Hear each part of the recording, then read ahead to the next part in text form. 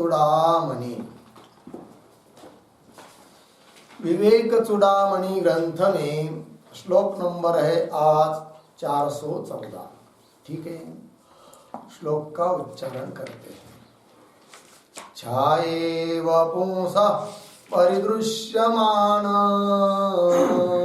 छायेव पुंसः परिदृश्यमान, माभासरूपेण फलानुभूत्या, माभासरूपेण फलानुभूत्या, शरीरमाराच्छवन्निरस्तम्, शरीरमाराच्छवन्निरस्तम्, पुनर्न सन्धत्त इदं महात्मा, पुनर्न सन्धत्त इदं महात्मा।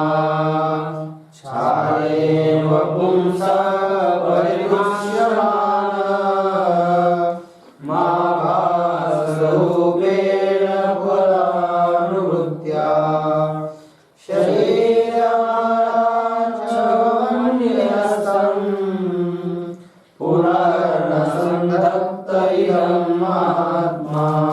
छाया इव पुंसः परिदृश्यमानम् आभासरूपेण फलानुभूत्या, शरीरम् आरात् शववत् निरस्तम्, पुनः न संधत्ते इदं महात्मा। ठीक, तो अन्वय। महात्मा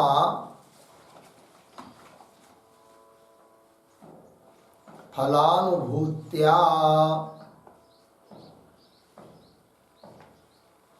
फलानुभूत्या पहली पंक्ति में आएंगे पुंसः छाया इव, पुंसः छाया इव आभास रूपेण परिदृश्यमानम् आरात् शववत् निरस्तम्।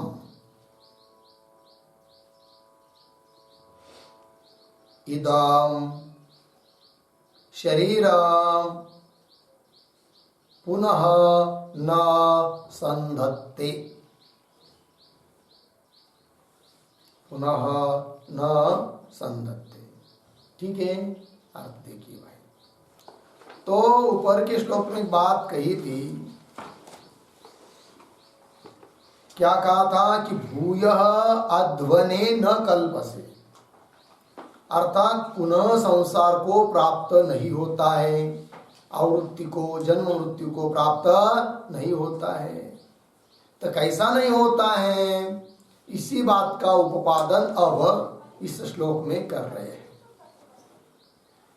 तो कह रहे हैं महात्मा, महात्मा शब्द का अर्थ लिखिए ब्रह्म भावं प्राप्त पुरुषः,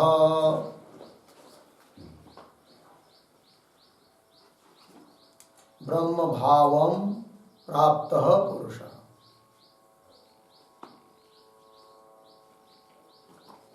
ठीक, तो देखिए भाई, ब्रह्म भाव को प्राप्त हुआ जो पुरुष है अर्थात जीवन मुक्त ज्ञानी है, जिसको ब्रह्म तत्व का अपने स्वस्वरूप का दृढ़ अपरोक्ष साक्षात्कार हो चुका है, ऐसा महात्मा क्या जी, तो फलानुभूत्या, फल की अनुभूति उसको हो जाने के कारण, ब्रह्म तत्व का साक्षात्कार हो जाने के कारण वो व्यक्ति, वो महात्मा दिखाई देने वाला ये सब प्रपंच और उस प्रपंच के अंतर्गत शरीर आदि, इन सभी चीज को इस तरह देखता है, छाया की तरह। जैसे अपने शरीर की छाया होती है कि नहीं, सावली छाया, तो उसका कोई महत्व है क्या? छाया को किसी ने पीट दिया तो हम लोग रोने लग गए, ऐसा कुछ होता है क्या? कुछ नहीं होता है। ये कल्पना मात्र एक नहीं के बराबर है, उसके ऊपर हम लोग ध्यान भी नहीं देते, उपेक्षा करते हैं। उसी प्रकार जिसको अपने स्वस्वरूप का साक्षात्कार हो गया, ब्रह्म तत्व का ज्ञान हो गया, वह व्यक्ति भी इस दिखाई देने वाले प्रपंच को और इस शरीर को भी उसी तरह, उसकी तरह ही समझता है जैसे हम लोग छाया को समझते हैं, है कि नहीं? उसको कोई महत्व देता नहीं है, न उसके प्रति आसक्ति आदि करता है।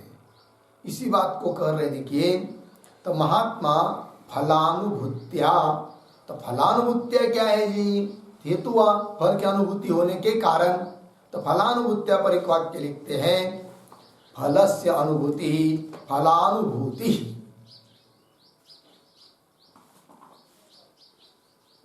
फलस्य अनुभूति फलानुभूति तया, तया मतलब फलानुभूत्या, पूर्ण विराम। फल क्या चीज है? तो लिखते आगे, फलम बराबर अखंडाकार वृत्त्या,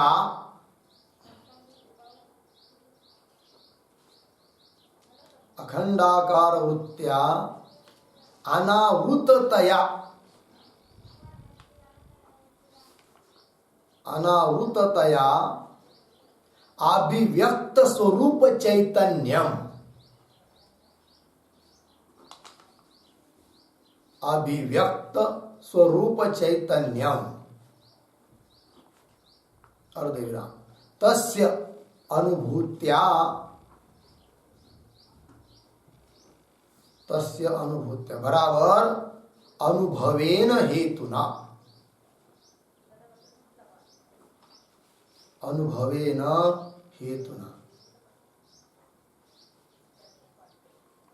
ठीक हो गया। अर्थ देखिए भाई, फल क्या चीज है? तो फलानुभूत्य शब्द का अर्थ लिख दिया, विग्रह लिख दिया, फलस्य अनुभूति, फल की अनुभूति, फलानुभूति, तया तृतीया, फलानुभूत्या फल का अनुभव होने के कारण, हेतु क्या? फिर आगे का वाक्य, तो फल क्या चीज है? फल का अनुभव होने के कारण फल क्या है? तो फल के बारे में बता रहे यहां पर, अभिव्यक्त स्वरूप चैतन्य, इसको ही कहते फल यहां पर, है कि नहीं? क्या लिख दिया? अखंडाकार वृत्त्या, ब्रह्माकार वृत्ति कर दिया, अखंडाकार वृत्ति कर दिया।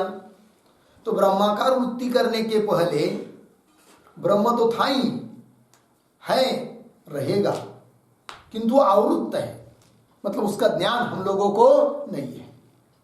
जब अखंडाकार वृत्ति कर लिया, ब्रह्माकार वृत्ति कर लिया, तो वही ब्रह्म चैतन्य अब आवृत्त रहा कि अनावृत्त हुआ? अनावृत्त हुआ, मतलब आवरण रहित हुआ। तो वही करे फल का मतलब अखंडाकार वृत्ति करने से अनावृत्ततया, अनावृत्त रूप से अभिव्यक्त, है कि नहीं? साक्षात्कार इसका हुआ है, अनुभूति इसकी आ रही है, व्यक्त हुआ है, प्रकट हुआ है, अभिव्यक्त स्वरूप चैतन्य को कह दिया यहां पर क्या? फल। और उसकी अनुभूति, उसका अनुभव आ जाने के कारण, अर्थात उस महात्मा को, जीवन मुक्त को अपने स्वस्वरूप का यथार्थ दृढ़ अपरोक्ष साक्षात्कार हो जाने के कारण फिर उस अपने स्वरूप को छोड़कर अन्य किसी चीजों को वो महत्व देता नहीं है, और उसके दृष्टि से न किसी चीज को महत्व है। वो जैसे हम लोग छाया को आभास मात्र समझते हैं, उसी प्रकार वो देह और इन सब जगत के पदार्थ, इन सबको क्या समझता है जी? एक आभास मात्र है, कल्पना मात्र है। उसकी दृष्टि में इस वस्तुओं को कोई महत्व नहीं है। उसको कह रहे देखिए फलानुभूत्या। तो उदाहरण देना, पुंस छाया इव, पुरुष की जैसे हम लोगों की छाया होती है, छाया की तरह आभास रूपेण परिदृश्यमानम, आभास रूप से दिखाई देने वाला कौन? परिदृश्यमानम कौन? इस शरीर आदि, उसको दूर से ये कर देता है, वही लिखा परिदृश्यमानम आरात शववत निरस्तम इदम शरीरम, है कि नहीं? आभास रूपेण परिदृश्यमान, आभास रूप से दिखाई देने वाले शरीर, शरीर के संबंधी जगत के सभी पदार्थ इन सबको क्या कर देता है वो? आरात। आरात शब्द का अर्थ लिखिए, आरात बराबर दूरे शववत निरस्तम।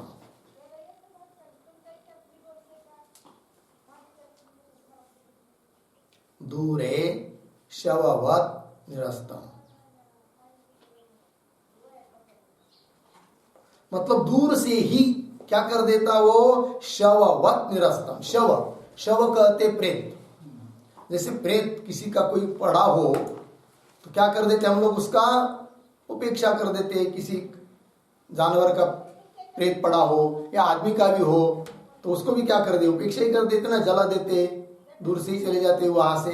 उस प्रकार आरात शववत निरस्तम, शव की तरह जिसका निराश कर दिया, ऐसा कौन? इदम शरीरम, इस शरीर, अपने ही शरीर को शव की तरह, प्रेत की तरह क्या कर देता है जी? उसका दूर से ही उसको शव की तरह, है कि नहीं, प्रेत की तरह उसकी उपेक्षा कर देता है आभास रूप समझकर। आरात शववत निरस्तम इदम शरीरम। हाँ, इस शरीर को क्या आगे लिख रहे हैं? पुनः न संदत्ते, पुनः उसका अनुसंधान करता नहीं है। अर्थात उसकी क्या कर देता है जी? उपेक्षा कर देता है। जो घृणित चीज है उसका बार बार अनुसंधान करते क्या हम लोग? नहीं करते ना। लेकिन व्यवहार में भी कोई बुरी चीज है जो देखने लायक नहीं है, लेकिन उपेक्षणीय है, कोई सड़ा गला पदार्थ है कि नहीं, तो उसका बार बार अनुसंधान स्मरण करते क्या? नहीं। उसी प्रकार जिस महात्मा को, जिस जीवन मुक्त को अपने स्वस्वरूप का दृढ़ अपरोक्ष साक्षात्कार हो गया तो वो उस अपने स्थिति में ही रहता है। फिर ये शरीर और जगत के पदार्थों को छाया की तरह उसका अनुसंधान, जैसे छाया का अनुसंधान हम लोग नहीं करते हैं, उपेक्षा कर देते हैं, उसी प्रकार शरीरादिक को दिक का अनुसंधान करता नहीं है। लेकिन वही लिखा है, शववत निरस्तम इदम शरीरम पुनः न संदत्ते, पुनः उसका संधान, अनुसंधान नहीं करता है। अब देखिए, अज्ञानी और ज्ञानी ये दोनों में अंतर है। अज्ञानी लोग क्या करता है जी? पुनः पुनः उस शरीर का अनुसंधान करता है, और ज्ञानी शरीर का अनुसंधान नहीं करता है, स्मरण नहीं करता है। बोलेंगे अनुसंधान करना, संधान करना मतलब क्या? तो उस शरीर में पुनः पुनः अभिमान धारण करना, ये संधान करना हुआ। अज्ञानी व्यक्ति पुनः पुनः इस शरीर में क्या करता है? अहंकार धारण करता है, अभिमान धारण करता है। और ज्ञानी पुरुष इस शरीर में पुनः अभिमान धारण करता नहीं है। तो ये जो वाक्य है अंतिम का, पुनः न संदत्ते, इस पर एक वाक्य लिखिए, तत्र अहंतादिकम न करोति,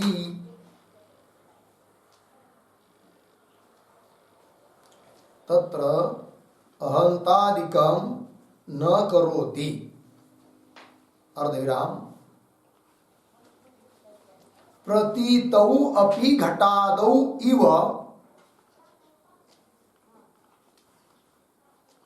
प्रतीतौ अपि घटादौ इव उदासीनः तत्र भवति,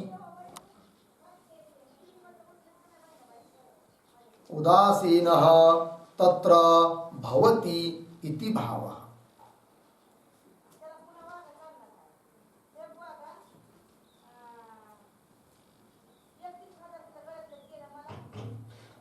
हो गया जी? देखिए भाई, तत्र अहंतादिकम न करोति, उन शरीरादिकों में पुनः अहंकार धारण करता नहीं है। प्रतीतम अपि, प्रतीत होने पर भी, घटादौ इव उदासीन, जैसे घट के बारे में या अन्य किसी चीज के बारे में हम लोग उदासीन रहते ना, उसी प्रकार जिसको स्वरूप का साक्षात्कार हो गया वह देहादिक के बारे में क्या हो जाता है? उदासीन हो जाता है। ये बात कह दिया, ठीक है ना। और ये आभास रूप जगत है, उसके लिए दृष्टांत समझना हो तो जैसे सर्प होता है व्यवहार में, और सर्प की केचुली, जिसको खाल कहते हैं, केचुली कहते हैं, मराठी में हम लोग कहते हैं कातिन, तो सर्प की कातिन निकल जाती है ना, सर्प आगे चला जाता है। आगे चले जाने के बाद अन्य लोगों को वो केचुली कातिन सर्प की तरह दिखती है, किंतु वो सर्प नहीं, आभास मात्र है।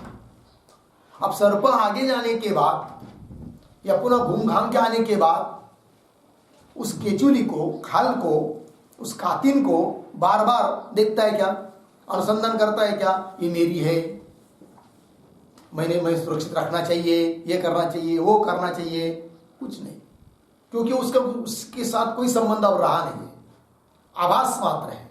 पुनः उसका स्मरण नहीं करता है, उसका अभिमान धारण नहीं करता है। उसी प्रकार जिसको स्वस्वरूप का ज्ञान हो गया, ब्रह्म ज्ञान हो गया, वह व्यक्ति देहादिक के बारे में अहंकार धारण करता नहीं है, अर्थात उसका अनुसंधान करता नहीं है, छाया की तरह उसकी उपेक्षा कर देता है। ये बात हो गई, हो गया जी। दृश्य पदार्थ की सबकी क्या कर देता है, वो उपेक्षा कर देता है। आगे चलते हैं, आगे के श्लोक में, श्लोक नंबर 4 से 15। सतत विमल बोधानंद रूपम समेत्य, सतत विमल बोधानंद रूपम समेत्य, त्यज जड़मल रूपोपादिमेतं सुदूरे, त्यज जड़मल रूपोपादिमेतं सुदूरे, अथ पुनरपि नैष स्मर्यतां वान्तवस्तु, अथ पुनरपि नैष स्मर्यतां वान्तवस्तु, स्मरण विषयभूतं कल्पते कुत्सनाय, स्मरण विषयभूतं कल्पते कुत्सनाय, सतत विमलबोधानन्दरूपं समेत्य, त्यज जडमलरूपोपादिमेतं सुदूरे, अथ पुनरपि नैष स्मर्यतां वान्तवस्तु, स्मरण विषयभूतं कल्पते कुत्सनाय, सतत विमल बोधानंद रूपम समेत्य त्यज जड़मल रूपोपाधिम एतम सुदूरे, अथ पुनः अपि न एष स्मर्यताम वान्तवस्तु, स्मरण विषयभूतं कल्पते कुत्सनाय। ठीक अन्वय, सतत विमल बोधानंद रूपम समेत्य जड़मल रूपोपाधिम एताम सुदूरे त्यज, सुदूरे त्यज, नीचे, अथ पुनः अपि न एषः स्मर्यताम्, अर्धविराम, वान्तवस्तु, स्मरण विषयभूतं कुत्सनाय कल्पते।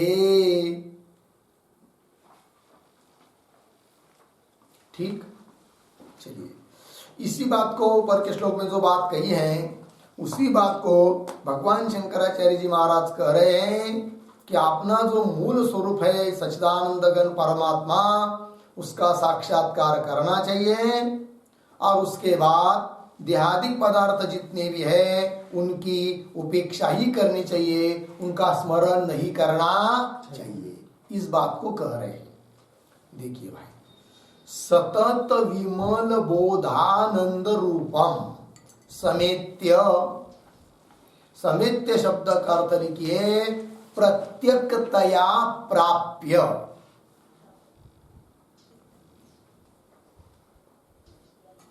प्रत्यक्षतया प्राप्य।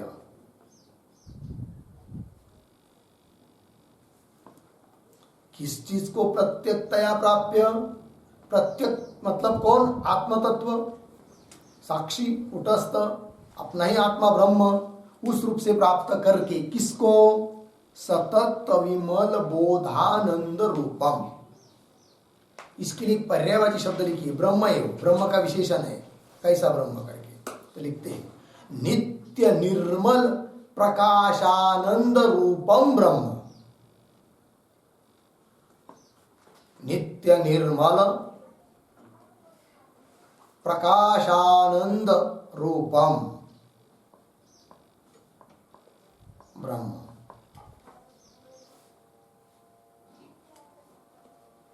ठीक, देखिए भाई, नित्य सतत शब्द आया है, मतलब नित्य, विमल मतलब निर्मल, बोध मतलब प्रकाश और आनंद।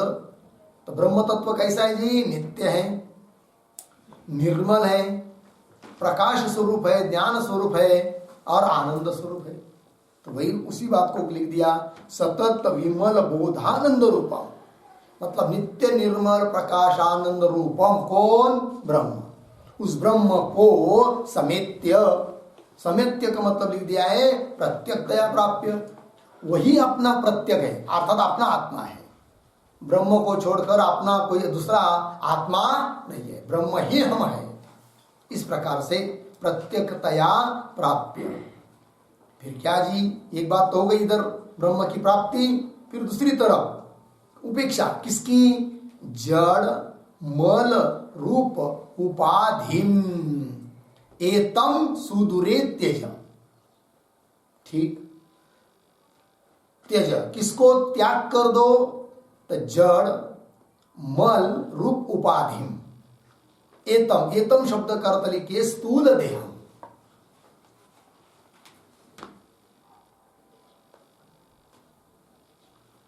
एतम का मतलब है स्थूल देह। कैसा है वो स्थूल देह? जड़ है, मल रूप है, उपाधि है। तो जड़ मल रूप उपाधि स्वरूप जो यह स्थूल शरीर है, जे यह स्थूल शरीर है, स्थूल देहम सुदूरे त्यज।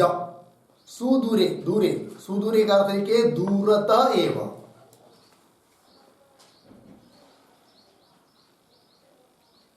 दूरतः एवं त्यज, मतलब दूर से ही उसका त्याग कर दो। किसका? देह का, स्थूल देह का त्याग कर दो। त्याग कर दो मतलब ट्रेन के नीचे जाकर सो जाओ, ऐसा अर्थ नहीं है। या किसी जलाशय में उल्टी मार लो, या फैन को लटक लो, ये बात नहीं है।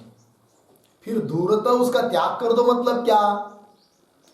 उसमें अहंकार मत धारण करो। स्थूल शरीर का अहंकार धारण मत करो, अर्थात स्थूल शरीर ही अपना स्वरूप है, ऐसा जो भ्रम हम लोगों को अनादिकाल से चला आ रहा है, उस भ्रम को छोड़ दो कि स्थूल देह का और हमारा कोई संबंध नहीं। स्थूल देह ही क्या? स्थूल देह, उसको उपलक्षण करके सूक्ष्म देह, कारण देह जो भी प्रतीत हो रहा है वो सब आभास मात्र है, उसका हमारे साथ कोई संबंध नहीं है। हम तो इन सबका अधिष्ठान भूत साक्षी चैतन्य है, सबका साक्षी हम लोग हैं। ब्रह्म तत्व ही हमारा स्वरूप है कि नहीं? इस प्रकार ब्रह्म में स्थित हो जाओ। पहले वाक्य में कहा ना, सतत विमल बोधानंद रूपम समेत्य। एक बात, एक तरफ, और दूसरी तरफ क्या करना है? जड़ मल रूप उपाधिम एतम सुदूरे त्यज। दो बात बताई ना, एक का त्याग और एक को आत्मा रूप से स्वीकार। ठीक है, इसके बाद फिर आगे क्या? अथ पुनः अपि न एष स्मर्यताम वांत वस्तु। अथ, अथ मतलब क्या? तो अथ शब्द का अर्थ लिखते हैं, वैसे अथ शब्द का अर्थ अनंतर, किंतु किसके अनंतर? तो लिखते यहां पर स्वयं निर्मल चिदानंद रूपम ब्रह्म एव।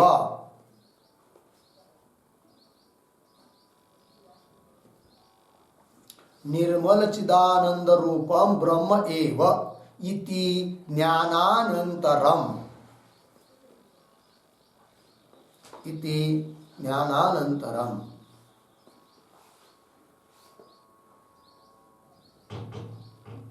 ठीक, देखो भाई, स्वयं निर्मल चित मतलब ज्ञान स्वरूप, आनंद स्वरूप ब्रह्म ही मैं हूं, इस प्रकार के ज्ञान होने के बाद, अनंतर, अथ शब्द का अर्थ क्या होता है?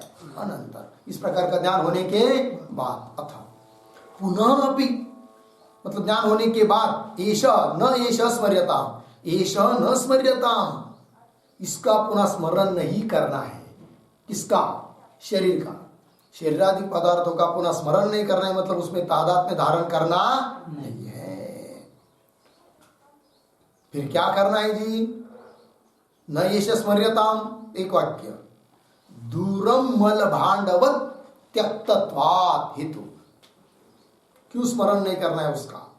दूरम मल भांडवत त्यक्तत्वात्,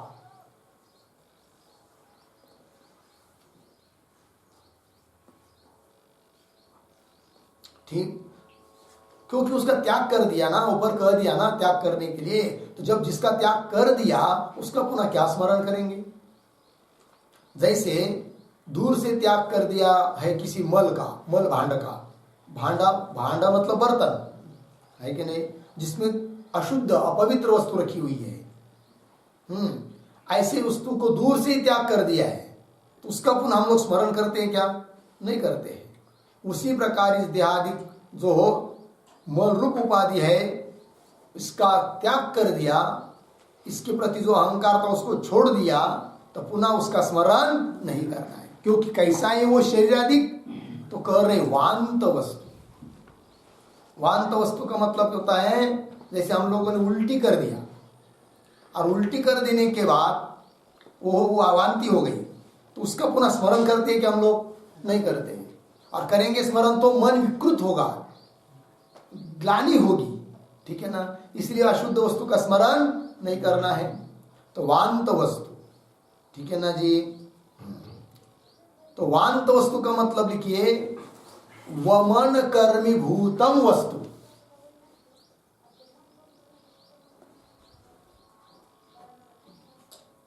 वमन कर्मी भूतम वस्तु, वमन मतलब वही उल्टी, तो वमन का कर्म, कर्मभूत वस्तु अर्थात वो उल्टी कर दिया है उसको। देखिए आगे, वांत वस्तु स्मरण विषय भूतम। स्मरण विषय भूतम मतलब उसका स्मरण कर दिया। स्मरण विषय भूतम का अर्थ लिखिए स्मृतम।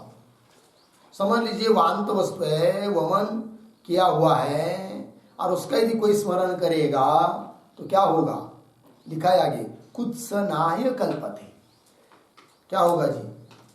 कुत्सना, कुत्सनाय कल्पते, जुगुप्सा ही होगी, घृणा ही होगी, है कि नहीं। उसी प्रकार ही शरीरादि का भी एक बार त्याग कर दिया, अहंकार छोड़ दिया, क्योंकि वो अपना स्वरूप है नहीं है, तो पुनः उसका स्मरण नहीं करना, उसका तादात्म्य नहीं करना, ये बात कर दी है। तो कुत्सनाय कल्पते, इस पर एक वाक्य लिखी है, स्वस्य जुगुप्सायै, स्वस्य जुगुप्सायै अर्धविराम, परकृते निंदायै वा कल्पते। परकृते निंदायै वा कल्पते, पूर्ण विराम। न हि मलिनम वस्तु स्मरणीयम।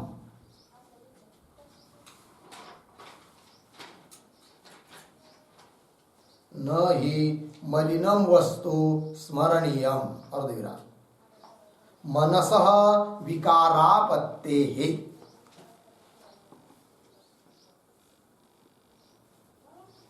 मनसः विकारापत्तेः, पूर्णविराम। त्यक्तम च दुष्टम वस्तु, त्यक्तम च दुष्टम वस्तु स्मरन्तम लोके निंदन्ति। लोके निंदन्ति, ठीक। अर्थ देखिए भाई, तो श्लोक में शब्द आया था कुत्सनाय कल्पते। कल्पते का अर्थ होता है भवती, कुत्सना के लिए होता है। वांत वस्तु का कोई स्मरण करता है तो कुत्सना ही होती। कुत्सना मतलब अर्थ लिख दिया, उसका दो अर्थ कर दिया। स्वस्य जुगुप्सा यही कल्पते, एक अर्थ हुआ है कि नहीं। घृणा ही होती है, जुगुप्सा होती है। क्यों पर कृत्य निंदा यही वा कल्पते। यदि कोई व्यक्ति वांत वस्तु का स्मरण करेगा तो अन्य लोग भी क्या करेंगे, उसकी निंदा ही करेंगे। कुत्सनाय कल्पते, लोग निंदा ही करेंगे। वही लिखा पर कृत्य निंदा यही वा कल्पते। क्योंकि देखिए आगे लिखा है नहीं मलिनम वस्तु स्मरणीय, मलिन वस्तु स्मरण करने योग्य नहीं होती है। क्यों? मनस विकारापत्ति, तो मन में क्या कर देती, वो विकार उत्पन्न कर देती है। इसलिए मलिन वस्तु का स्मरण नहीं करना चाहिए। आगे लिखा है त्यक्तम दुष्टम वस्तु, दुष्ट वस्तु की कोई दूषित वस्तु का त्याग कर दिया तो त्यक्तम च दुष्टम वस्तु स्मरणतम, और उसका कोई स्मरण करता है, त्याग की हुई वस्तु का, दूषित वस्तु का जिसका त्याग कर दिया है उसका कोई स्मरण करता है तो लोके निंदन्ति, लोग उसकी क्या करते हैं, निंदा करते हैं। इसीलिए इस शरीर जिसके लिए शब्द आया था इसी श्लोक में, जड़ मल रूप उपाधिम एतम, स्थूल शरीर का दूर से यह त्याग कर दिया तो उसका पुनः स्मरण नहीं करना चाहिए। अर्थात ये शरीर ही मेरा स्वरूप है ऐसा नहीं समझना चाहिए। ये बात कह रही। ठीक है जी, चलिए आगे चलते हैं। आगे के श्लोक को पढ़ते हैं। श्लोक नंबर 416। समूलमेतत् परिदह्यवह्नौ,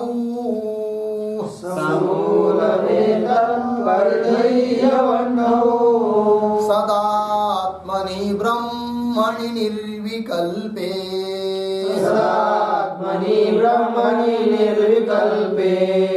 ततः स्वयं नित्य विशुद्ध बोधा,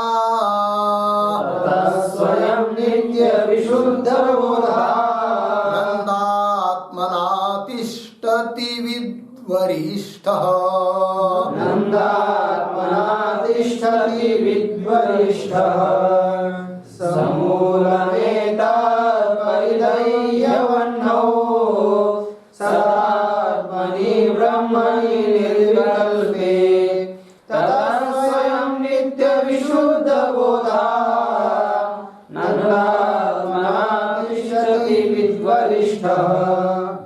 समूलम एतत् परिदह्यवह्नौ, सदात्मनि, सदा आत्मनि ब्रह्मणि निर्विकल्पे, ततः स्वयं नित्य विशुद्ध बोधा बोधानंदात्मना तिष्ठति विद्वरिष्ठः।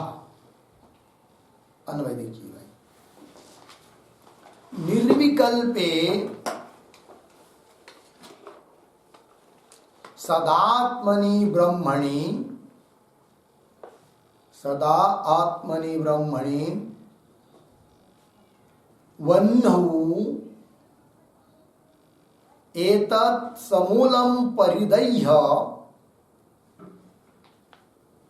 एतत् समूलं परिदह्य, ततः विद्वरिष्ठः स्वयं नित्य विशुद्ध बोधानंदात्मना तिष्ठति। ठीक, देखिए भाई अर्थ, तिष्ठति, तिष्ठति का कर्ता कौन है, विद्वरिष्ठ। ठीक है ना। तो देखिए क्या करके वो तिष्ठति रहता है, किस रूप से रहता है, तो सब बात को बता रहे हैं। तो निर्विकल्पे सदात्मनि ब्रह्मणि वह्नौ, ठीक है। तो निर्विकल्प, विकल्प रहित, सदा आत्मनि ब्रह्मणि, आत्मा ही ब्रह्म है, ब्रह्म ही आत्मा है। तो ब्रह्म रूप आत्मा में है कि नहीं, आत्मा रूप ब्रह्मवन्नी में एतत् समूलम परिदह्य, एतत्, एतत् शब्द का अर्थ लिखिए शरीरम, शरीरम समूलम, समूलम का अर्थ लिखिए अज्ञानेन सह,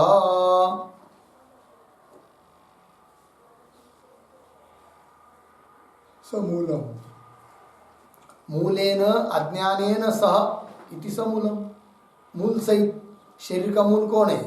अज्ञान, ठीक है ना। तो अज्ञान सहित इस शरीर को परिदह्य, परिदह्य का अर्थ लिखिए निरवशेषम दग्ध्वा,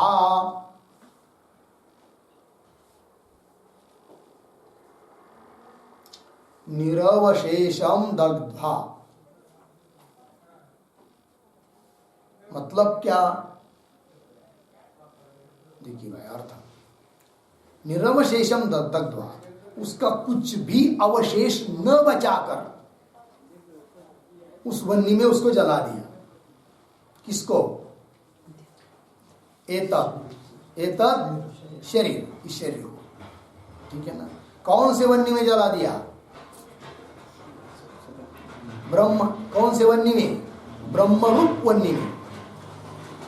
वही लिखा ना, निर्विकल्प के सदात्मनि ब्रह्मणि वन्नौ, विकल्प रहित हमेशा आत्मस्वरूप जो ब्रह्म है वही वन्नी, उस ब्रह्म रूप आत्मा वन्नी में इस शरीर को मूल सहित अज्ञान सहित परिदुह्य दग्ध्वा, जलाकर। मतलब क्या? तो ब्रह्म को छोड़कर और किसी की सत्ता न मानकर, ब्रह्म को छोड़कर शरीरादि को सत्ता देना, उसका अस्तित्व मानना, तो उसकी सत्ता हुई। किंतु सब कुछ ब्रह्म ही है, ब्रह्म को छोड़कर और कुछ है ही नहीं, मैं ही हूं। ये शरीरादि पदार्थ भी कोई अतिरिक्त नहीं है, ब्रह्म ही है। ब्रह्म के अलावा इसको कोई सत्ता नहीं है। इस प्रकार का निश्चय करना ही उस ब्रह्मवन्नी में स्थूल शरीरादि को जला देना है, ठीक है ना जी। तो चलिए भाई, तो वन्नौ परिद्रुह्य परिदह्य है कि नहीं, कुछ भी उसका अवशेष न बचाकर उसका जलाकर उसको क्या जी, ततः उसके बाद, ततः इस प्रकार करने वाला कौन? विद्वरिष्ठ, विद्वरिष्ठ का अर्थ लिखिए विदन्ति इति विदः,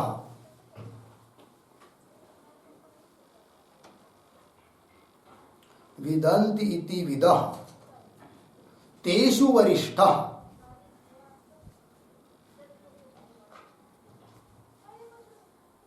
तेषु वरिष्ठ, ठीक है जी। विदन्ति जो जानता है उसको बोलते हैं विदः, अर्थात विद्वत, विद्वान, ज्ञानी, उनमें भी जो वरिष्ठ है, श्रेष्ठ है, उसको कहेंगे विद्वरिष्ठ, है कि नहीं। क्या करता है फिर वो? तो जला तो दिया ब्रह्मवन्नी में शरीरादि को, उसका अस्तित्व मान ही नहीं रहा है। फिर क्या आगे? तो स्वयं कैसा रहता है फिर? तो स्वयं नित्य विशुद्ध बोधानंदात्मना तिष्ठति, स्वयं तो नित्य विशुद्ध बोध स्वरूप, आनंद स्वरूप जो आत्मा, ये सब आत्मा, आत्मना, कैसा आत्मा? नित्य विशुद्ध, बोध मतलब ज्ञान स्वरूप, शुद्ध आनंद स्वरूप आत्मा, उस आत्मा रूप से ही तिष्ठति, आत्मा रूप से ही रहता है कि नहीं। मैं ही ब्रह्म हूं, इस स्थिति में ही वो हमेशा रहता है। तो तिष्ठति, इस पर एक वाक्य, न कदाचित अपि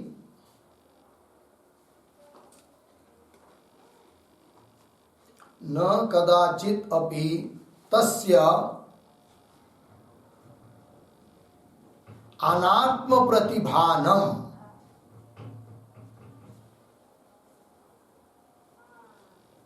अनात्म प्रतिभानम इति भाव।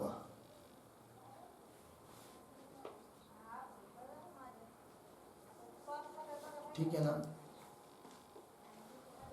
देखिए भाई, तो क्या वाक्य मूल में? नित्य विशुद्ध बोधानंदात्मना तिष्ठति, ब्रह्म रूप से रहता है, अर्थात न कदाचित अपि तस्य, उस महात्मा को कदाचित भी कभी भी अनात्म पदार्थ का प्रतिभान नहीं होता है। अनात्म पदार्थ को न सत्ता देता है न उसको कुछ सच मानता है। दिखाई देने पर भी उस अनात्म पदार्थों को, शरीरादि को वो क्या समझता है? छाया की तरह उसकी उपेक्षा कर देता है। परिदृश्यमान है, आभास मात्र है, ये समझकर उसकी उपेक्षा कर देता है, उसको कोई सत्ता देता नहीं है। ये बात कर दिया। हो गया जी? 3 श्लोक हुए ना? फिर आगे कैसी उपेक्षा कर देता है, किस प्रकार से उपेक्षा कर देता है वो, इसको और लिख रहे आगे के श्लोक में।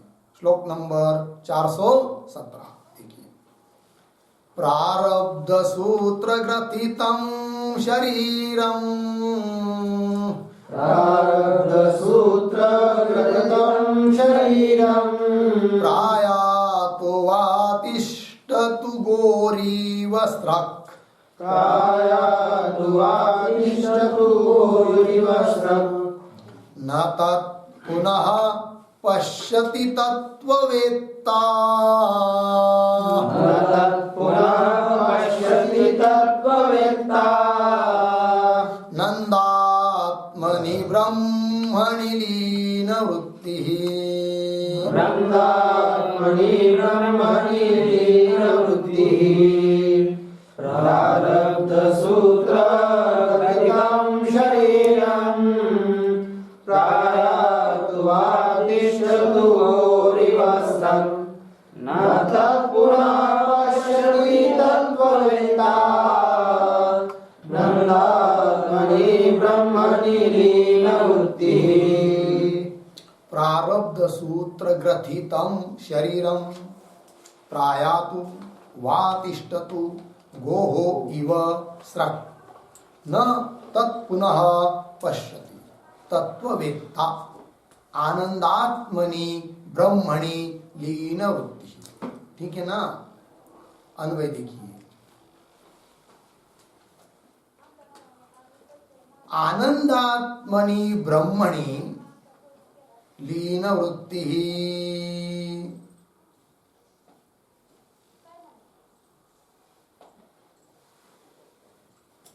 ठीक है जी? क्या लिखा? आनंदात्मनि ब्रह्मणि लीन वृत्ति तत्ववेत्ता।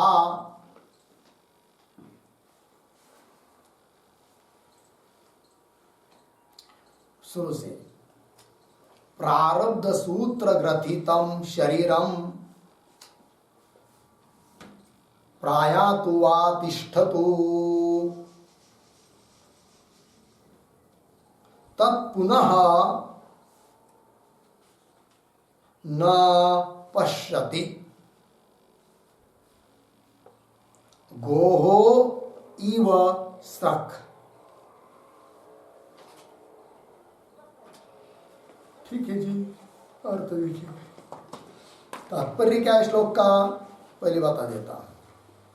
क्यों आनंद स्वरूप आत्मा जो ब्रह्म है, उस ब्रह्म में ही जिसकी वृत्ति लीन हो गई, ऐसा जो कोई महात्मा तत्ववेत्ता पुरुष, वह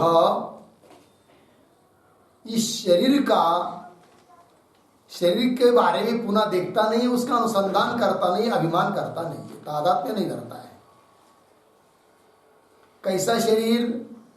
प्रारब्ध सूत्र ग्रथितम शरीरम, प्रारब्ध रूपी सूत्र से, धागे से गुंफा हुआ यह शरीर, इस शरीर मरे चाहे जिंदा रहे, उसका पुनः अनुसंधान वो करता नहीं है। कौन? हाँ, आनंदात्मनि ब्रह्मणि लीन वृत्ति तत्ववेत्ता। तत्ववेत्ता कैसा तत्ववेत्ता? आनंद स्वरूप आत्मा जो ब्रह्म है उसमें ही जिसकी वृत्ति लीन हो चुकी है, ऐसा जो तत्ववेत्ता पुरुष वह इस शरीर के बारे में क्या पुनः अनुसंधान नहीं करता है, पुनः उसको देखता नहीं है, जो कि प्रारब्ध से चल रहा है।